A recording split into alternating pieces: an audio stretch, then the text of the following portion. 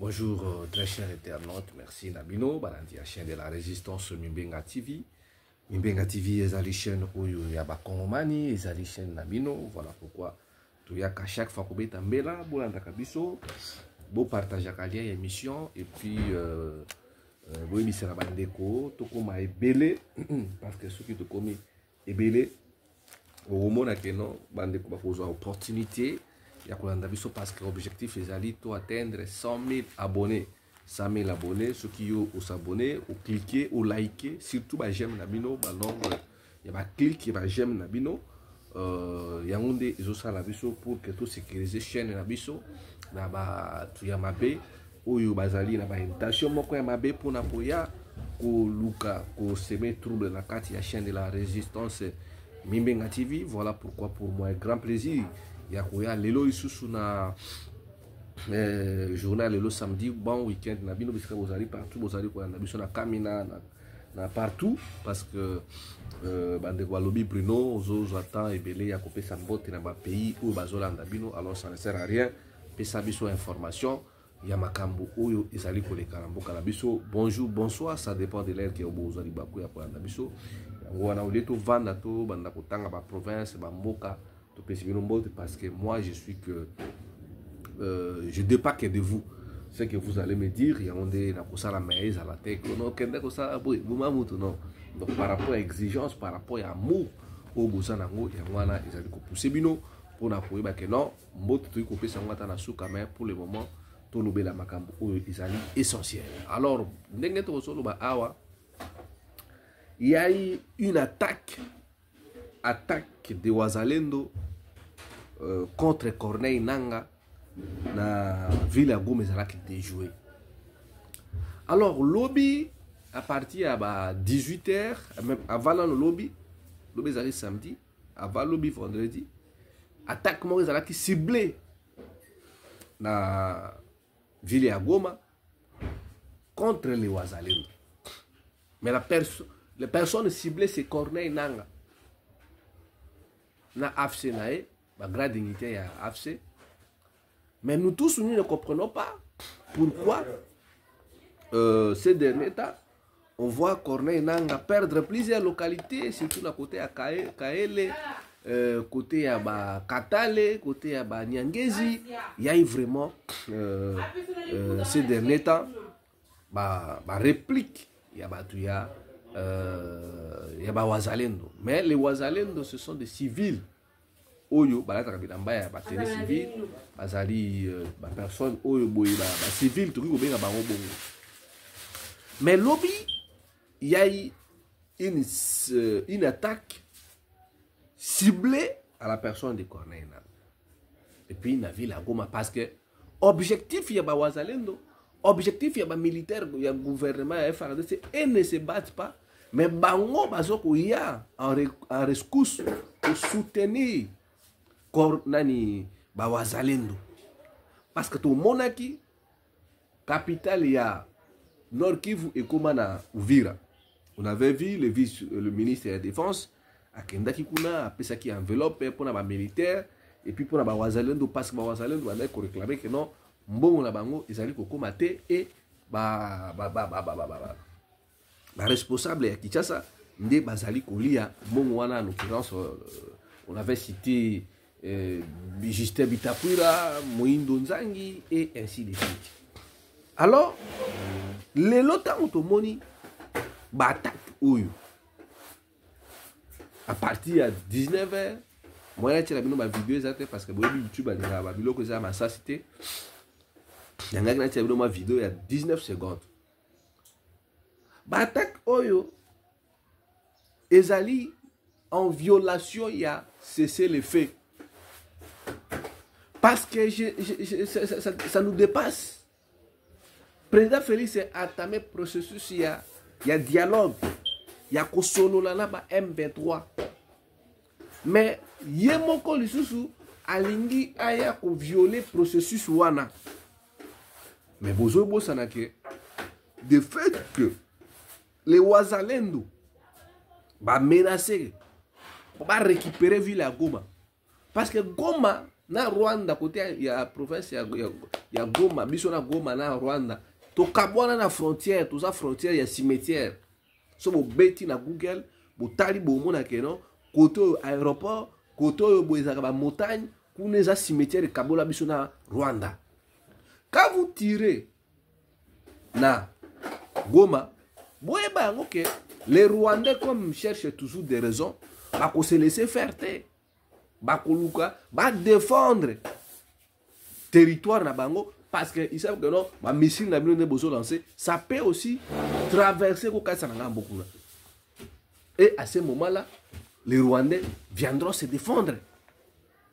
Mais bozo bozo na que non, bozali na processus. Il y a négociation na Qatar, na Doha, oh ezali. Alors donc, la minute oyo, Fachi fait double jeu. Pendant que Bino Bolbi que Boza pour respecter ceci, il fait, lui attaque, mais il avance. Parce que ceux qui m'ont dit que non, le gouvernement qui essaie de respecter mon autorité, Fachi a besoin de raison, lui non, et ça bisoté, et ça Wazalendo, bisoté, or les Wazalendo, Bazali ba civil. Et maintenant là, vous devez aussi s'attendre. Parce que sur le plan stratégique, il y a guerre. Les Wazalendo jouent font de mauvais calculs. Parce que vous ne pouvez pas tirer à 19 heures. Et puis, la détonation de l'arme, tu vois qu'ils ont dit que l'arme est lourde. Il y a makasi. Il y a pensé que Betty. Mais vous oubliez maintenant que vous mettez la population congolaise, population à Goma Bozotia en difficulté parce que et cause la tabou la rasa, et cause la tabou la rasa,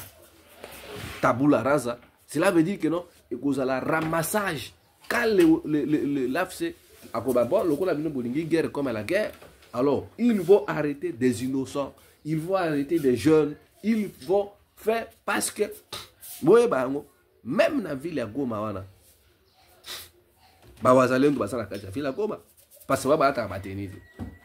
alors, on va commencer à arrêter les gens et ça sera bizarre.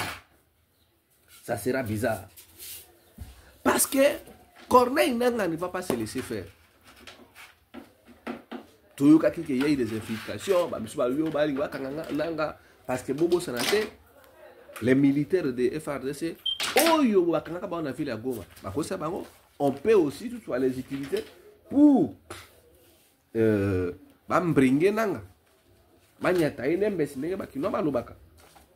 alors là, les Wazalendo, après passage à ministre de la Défense, on suppose qu'ils ont eu de l'argent. Ils ont eu aussi des moyens. Les moyens, quand je parle de moyens, ils ont eu des équipements pour combattre, récupérer la ville de Goma. Bango bazali ko viser Masisi. Côté babanda qui attaque na bango ya Bawazalendo. Bawazalendo bazota la Masisi. So bazu Masisi ba récupérer ba cité mususu wana ba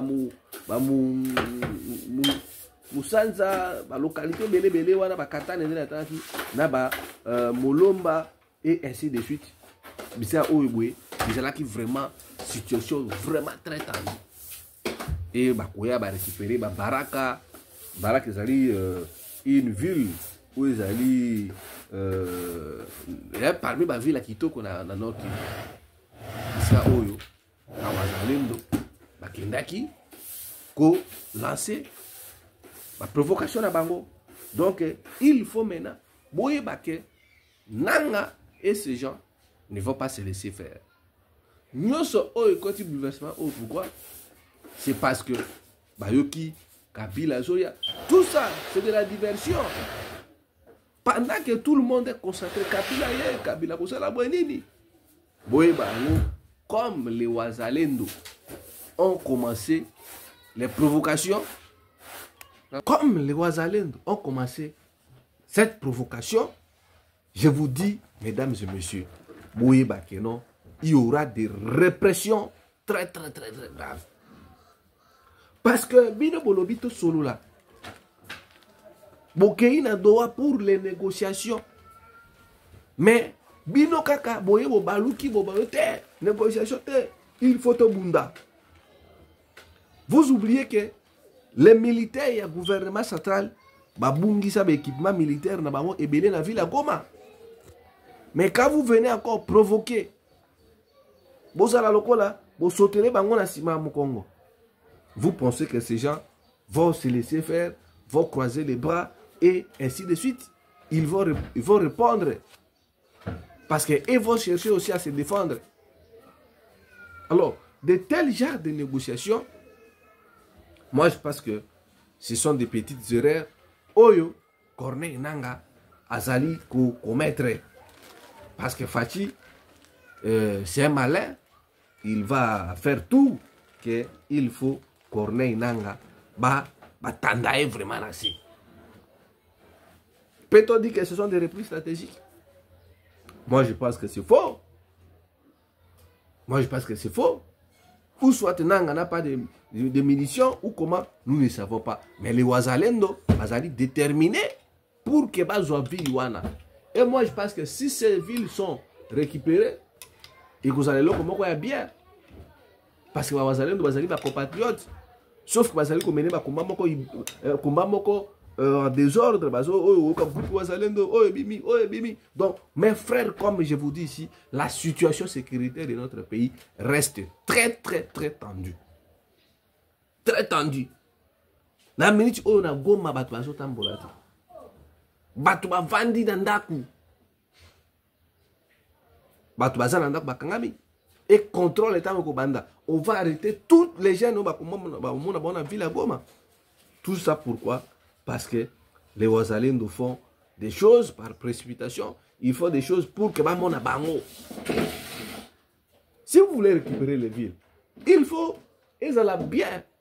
Vous savez, la calcul, une fois pour toutes que non, nous sommes venus libérer la ville. Vous savez vraiment ma plan, une stratégie, pour mettre en place que non, n'est tout qui awa, tout yéite, que tout ça va venir et que ils ont essayé erreur. Parce que ce que vous faites là, vous allez essayer erreur.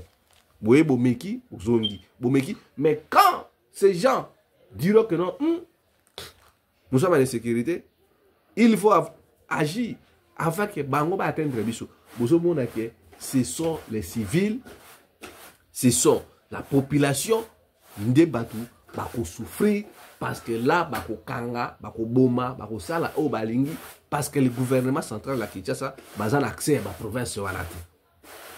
C'est une grosse erreur. Si les Wazalais veulent à tout prix récupérer ces provinces, vous se rassurer que le gouvernement ou bien Nabino Moko, vous allez équiper et que vous que non, ceux qui vont lancer affrontement, vous réussir Yango, Mbalamoko, une fois pour toutes.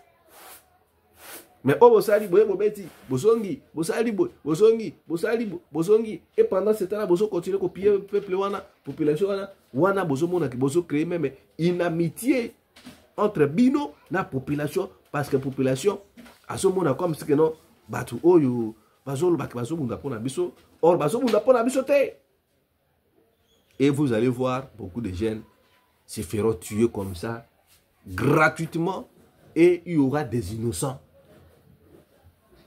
Il y aura des innocents parce que boyena walikale gouvernement congolais sali chantage. Ah, toboto yi walikale nini boy nanga vient de faire un communiqué a dit ça que vous violez le cessez-le-feu. Mais tant qu'on riposte et que vous avez un coup de pierre. Un coup de pierre. Donc vous allez voir que il y aura des villes qui vont tomber. Ville na bango zanini. Kisangani, Uvira. Parce que ce pas récupérer Uvira. Boye ba ke Kisangani pour na kozwango ça ne posera pas un problème. Ça ne posera pas un problème. Et ça erreur moko grave oyo bozo sala. Alors pendant ce temps-là, na Kinshasa awa toye komona mvula ebeti. Na ote la bino photo wana bomona mbula ndenge ebeti na Kinshasa. Mbula ebeti makasi na Kinshasa tozo mituna tozo kende wapi nazo comprendre te. Mbula ya motindo oyo Daniel Bumba Lubaki. Ah. Ville ezanga nini ils ont des moyens, vu les acquisitions, ils ont des moyens pour que bas sur la disposition. Ce qui me les bêtis. Regrettable. Mawa. Qui cherche sa salité, qui cherche commis solo. Qui va sauver cette ville? Tout le monde nini pour battre au bobayo kabiso. L'avenir à victoire, l'avenir du livre, Ezaya Koubeba. Na République ya Gombe, pour l'esca centre d'administration, makambo mikanda mboka ezalaka, nyonso ezali ya Koubeba. Nyonso ezali ya Koubeba. Mes frères, mesdames et messieurs, il y a un problème sérieux pour notre pays. Il y a un problème sérieux pour notre pays. Il y a un autre zali ko senga na ba Congolais. Bo fungola miso, mboka ezokende mabe, mboka ezako kende mabe, et surtout na ba makambo ya ba mobondo. Kinshasa yemoko nanu eza na insécurité. Eza na insécurité Kinshasa yemoko. Kinshasa yemoko azali na insécurité. Mesdames et messieurs, je vous dis ici, le pays va mal. Nous devons sauver le pays. Nous devons sauver le pays. Même ma consultation, ça ne produira absolument rien. Les gens se sont venus se regrouper pour leurs propres intérêts. Intérêt à peuple là, mon amakamwa nezalité. Et nanga si nanga continue comme ça, beaucoup de gens vont se désolidariser de lui. Hein. Voilà un peu ma petite contribution à Tongwalelo. Parce qu'aujourd'hui, ah, vous m'écoutez Kabila, vous m'écoutez Nanga. Donc, parce que la souffrance c'est le qui n'amboka. Souffrance c'est le qui n'amboka. Régime atisséki des autres à l'autre côté. Batu balembi. Na makambo ba wazalendo ba yesu ko tia batu en difficulté kuna na bamboka wana. Rwanda koluka sécuriser territoire na ye. Burundi a sécuriser Ouganda et ainsi de suite. Alors, peuple congolais, telema fungola miso. Oui ba kozwa destin wana maboko parce que makambu izako kende mabe. Alors, bo lembate ko s'abonner, bo s'abonner, bo liker, bo commenter ka ba émission na biso du début jusqu'à la fin. So bozo commenter wana zo sala biso bien et puis bozo mona que ça montre combien nous sommes là pour vous servir et puis vous donner des informations fiables. Oyo ezali kolekana na kati ya mopanzi ya este ya mboka na biso. Mais vous devez savoir que la côté ya Doha, les pourparlers ezali vraiment très tendu et on suppose que solution ya malonga et komona na ponati. Notre numéro c'est plus 243 81 73 11 702 plus 243 plus 243 81 73 11 702. On a des numéros na biso WhatsApp bobenga beaucoup na biso vous allez lokomoko ya motuya munene. Entre la patrie ou la mort, le peuple vaincra Ingeta.